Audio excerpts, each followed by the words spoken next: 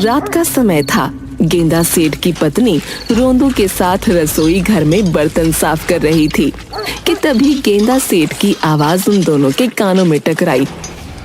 अरे रोंदू कहाँ मर गया रे? अरे जल्दी से इधर आ। अरे जाकर देख, अब क्या आफत आ गई। लेकिन मालकिन, ये बर्तन आप अकेले कैसे धोएंगी? जाकर पहले उनकी सुन, कहीं रसोई घर में ना घुसे चले आए। रोंदू भागते हुए गेंदा सेठ के कमरे में गया। क्या हुआ मालिक? क्या हुआ? अरे ये पूछ, क्या नहीं हुआ? मैं कुछ समझा नहीं मालिक। क्या तुमने और मेरी पत्नी ने आज रात का भोजन नहीं बनाया क्या? ये कैसी बातें कर रहे हैं मालिक? आपके कहने पर तो आज पनीर के पराठे दही बड़ों के साथ बनाए थे और साथ में पनीर पुलाव भी बनाया था। अरे इतने स्वादिष्ट स्वादिष्ट पकवान बनाए और मुझे पता भी नहीं। जल्दी जल्दी जाओ और मेरी पत्नी से कहो कि मुझे बहुत भूख लगी है। वो क्या है ना, दोपहर का भूखा हूँ। ये कैसी बातें कर रहे हैं आप? अभी कुछ देर पहले ही तो आपने पेट भरकर भोजन किया है। मैं और मालकिन रसोई घर में भोजन की प्लेटें ही तो साफ कर रहे हैं। क्या मैंने भोजन कर लिया? हाँ मालिक, आपने अभी अभी कुछ देर पहले ही तो पेट भरकर खाना खाया है। तो फिर मुझे कुछ याद क्यों नहीं आ रहा? मेरे पेट में चूहे क्यों दौड़ रहे हैं? अरे आपके पेट में तो हमेशा चूहे ही दौड़ते रहते हैं। पता नहीं आपके ये पेट में चूहे कब शांत होंगे। रोंदू ने इतना कहा ही था कि तभी गेंदा सेठ की पत्नी गुस्से से पैर पटकते हुए आई। इनके पेट के चूहों को किसी दिन बहुत सारी नींद की दवाई दे दूंगी। उस दिन इनकी भूख हमेशा के लिए खत्म हो जाएगी। ये कैसी बातें कर रही हो तुम? तुम तो मेरी पत्नी हो। क्या तुम नहीं जानती, अगर मेरे पेट के चूहे शांत हो गए तो मैं स्वर्ग सिधार जाऊंगा और तुम विधवा हो जाओगी। मुझे नहीं पता तुम्हें स्वर्ग मिलेगा कि नरक, लेकिन मुझे पूरा विश्वास है कि तुम्हें वहां से भी धक्के देके बाहर निकाल दिया जाएगा, क्योंकि तुम वहां पे भी किसी को खाने तो दोगे नहीं। अब जाकर सो जाओ, खाना खत्म हो गया और राशन पानी भी खत्म हो गया है। अब तुम्हें खाना कल दोपहर में मिलेगा। अपनी पत्नी की बात सुनकर गेंदा सेठ चुपचाप लेट गया, मगर वो भूख से सारी रात करवटें बदलता रहा। अरे अब क्या करूं भला? भूखे पेट किसी को नींद आती है क्या? समय देखता हूं कितना हुआ है। गेंदा सेठ घड़ी पर समय देखने लगा। सुबह के 5 बज गए। मेरी पत्नी भी सो रही है। मुझे रसोई घर जाना चाहिए। रात का कुछ ना कुछ खाना जरूर रखा होगा, उससे ही कुछ भला हो जाएगा। गेंदा सेठ दबे पांव रसोई घर में गया।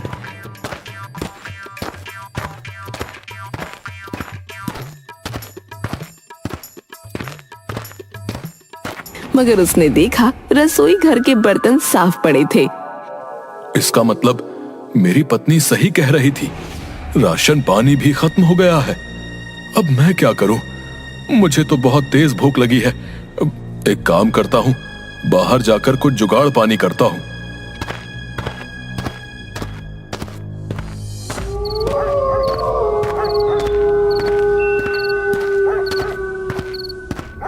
इधर गेंदा सेठ जैसे ही अपने घर से बाहर निकला, उधर आकाश में यमराज चित्रगुप्त के पास आकर बोले, लाओ चित्रगुप्त, आज की लिस्ट जल्दी से मुझे पकड़ा दो। मैं सारा काम निपटा कर जल्दी ही आ जाऊंगा। ये लीजिए यमराज, आज आपको सिर्फ एक ही व्यक्ति की आत्मा को यहाँ पर लाना है। क्या? सिर्फ एक ही व्यक्ति की आत्मा, और वो भी पूरे धरती लोक में? ये तुम कैसी बातें कर रहे हो चित्रगुप्त? ये एक व्यक्ति लाखों लोगों पर भारी है यमराज। ये वही व्यक्ति है जिसने पिछली बार आपको हरा दिया था।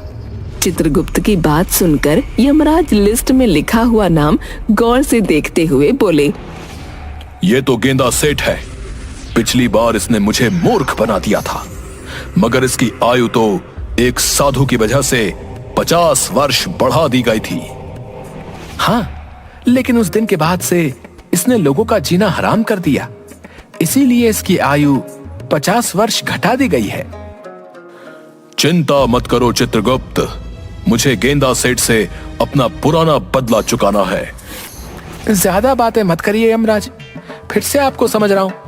कहीं उसकी बातों में मत आ जाना और उसके खाने के चैलेंज को स्वीकार मत कर लेना, नहीं तो आप हार जाओगे।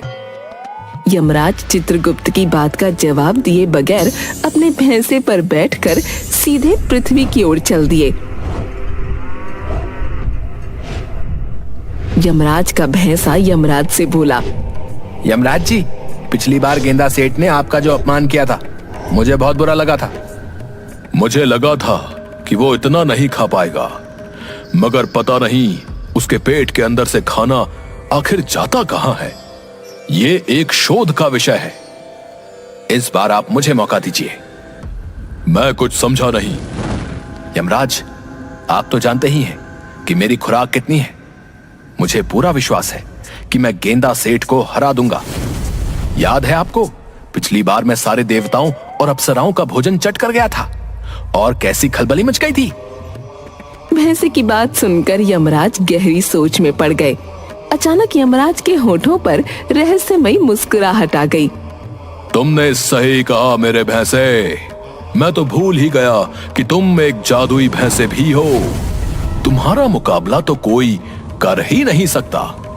फिर उस गेंदा सेठ की क्या औकात है। इस बार मैं उसकी आत्मा खींचने से पहले उसे हराऊंगा, उसके बाद उसे ले जाकर सीधे नर्क में फेंक दूंगा। इधर गेंदा भूख से बेहाल अनजान दिशा की ओर चला जा रहा था। तभी उसके कानों में एक व्यक्ति की आवाज टकराई। अरे भैया, इतनी सुबह सुबह कहाँ जा रहे हो तुम? उससे आगे तो जंगल है भैया।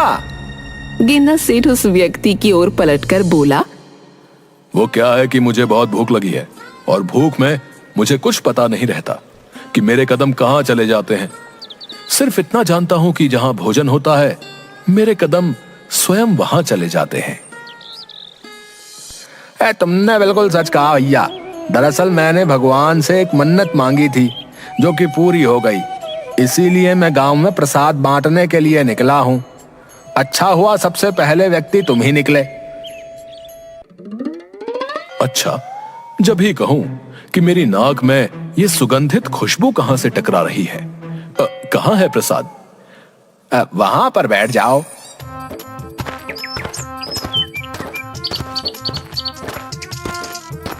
उस व्यक्ति ने गर्मा गर्म पूरी और आलू की सब्जी गेंदा सेठ के सामने परोस दी। अरे वाह वाह वाह, सुबह सुबह ही देसी घी की पूरी और मेरी मनपसंद आलू की सब्जी। आज तो मजा आ गया।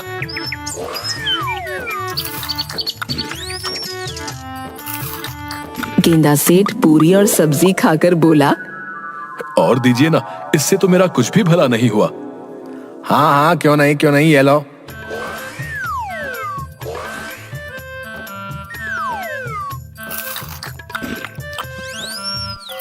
गेंदा सेठ कुछ ही देर में 150 पूरियां खा गया।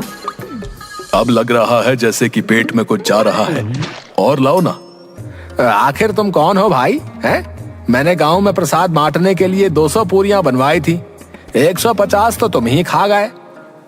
अरे तो तुम्हारी पूरी 50 पूरियां बची है ना, तुम अब उसे बांटकर क्या करोगे?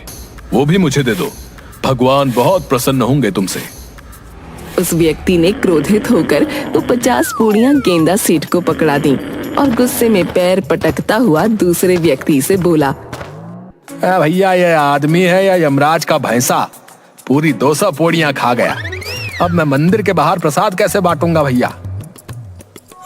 आपको 200 पूरियों का इंतजाम दोबारा करना होगा। तुम सही कह रहे हो भैया, मैं और प्रसाद तैयार करवाता हूँ जब तक तुम मंदिर पहुँचो। इतना कहकर वो दोनों व्यक्ति अलग अलग दिशाओं में चले गए। गेंदा सेठ खाते हुए उन सब की बातें गौर से सुन रहा था। अरे वाह, फिर तो मजा आ गया। मंदिर में भी सारी पूरियां मैं ही खाऊंगा।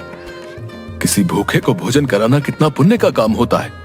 भगवान इस व्यक्ति से बहुत ज्यादा प्रसन्न हो जाएंगे।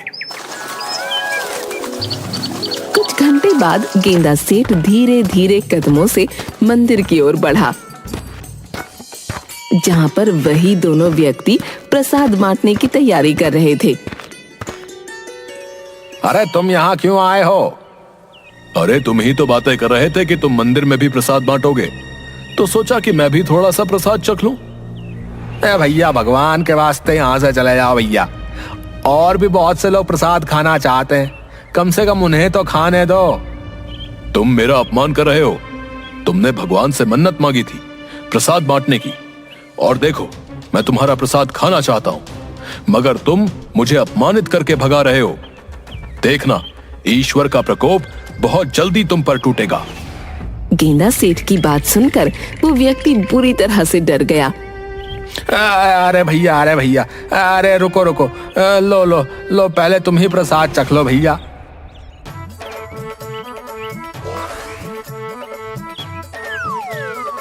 गेंदा सेठ चखने के नाम पर सारी पूड़ियां खाते हुए बोला, क्या बस इतना ही चखने को दोगे?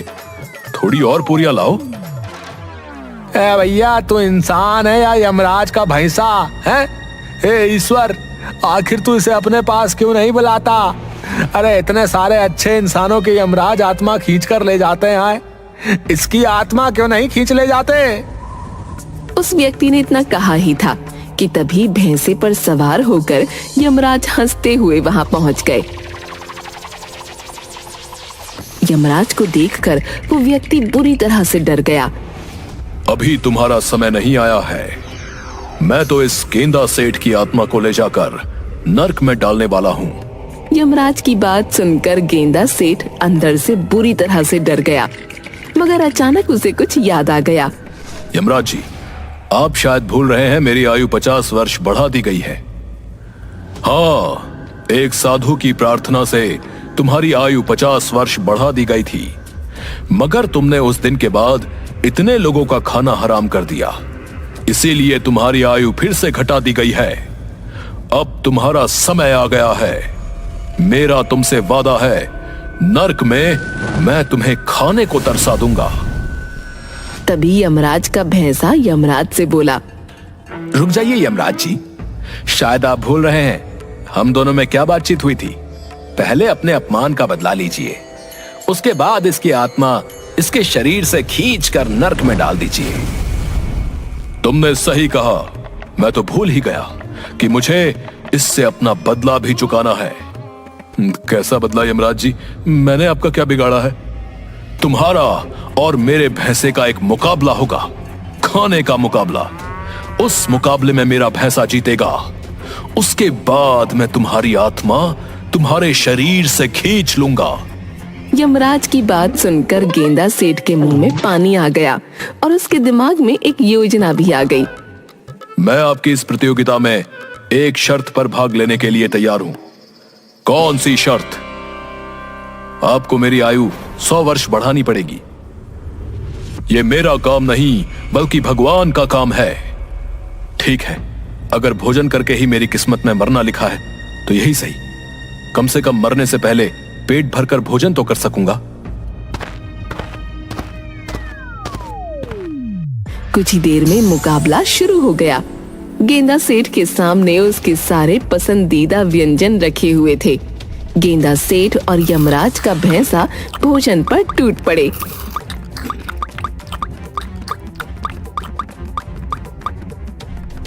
यमराज जी, सारा भोजन खत्म हो गया, मगर मुझे अभी भी बहुत तेज भूख लग रही है। जल्दी से और बहुत सारा भोजन मंगवाइए ना, उसके बाद मुझे आपके साथ भी चलना है। अरे ये इंसान है या कोई बवाल? मेरा पेट तो बुरी तरह से भर चुका है।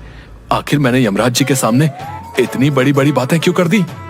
कुछ ही देर में बहुत सारा भोजन गेंदा सेठ के सामने लग गया। गेंदा सेठ देखते ही देखते सारा भोजन चट कर गया। यमराज जी, अभी मेरा कुछ भी भला नहीं हुआ। गेंदा सेठ की बात सुनकर यमराज क्रोधित हो गए और गुस्से से गांव शहर का सारा भोजन लाकर गेंदा सेठ के सामने रख दिया।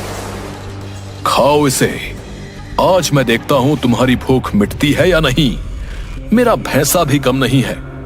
देखना गेंदा, मेरा भैंसा ही जीतेगा।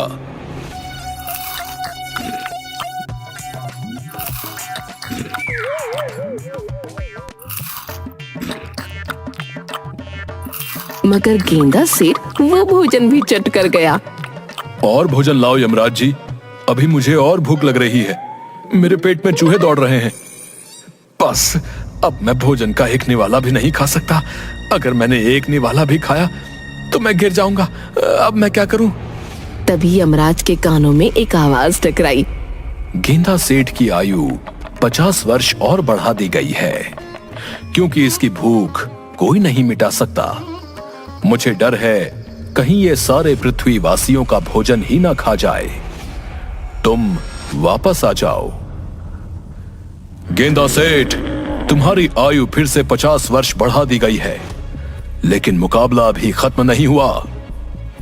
यमराज ने इतना कहा ही था कि तभी यमराज का भैंसा बेहोश होकर गिर पड़ा। मगर गेंदा सेठ भोजन खाने में व्यस्त रहा।